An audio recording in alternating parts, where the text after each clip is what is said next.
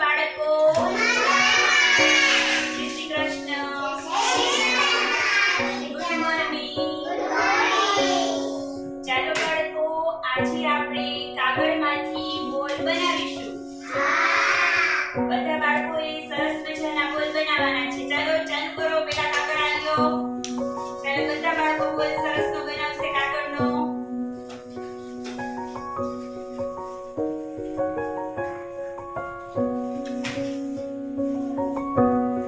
બોલ બનાવતા શીખો લો બધા બાળકો સરસનો. હા, પછી ઉપર આવી રીતે કરવાનું એટલે બોલ બની જાય. પેલા ઓલા કાગળનો નીચો વાળી નાખવાનો. આમ સરસ દડી જેવું બનાવી નાખવાનું.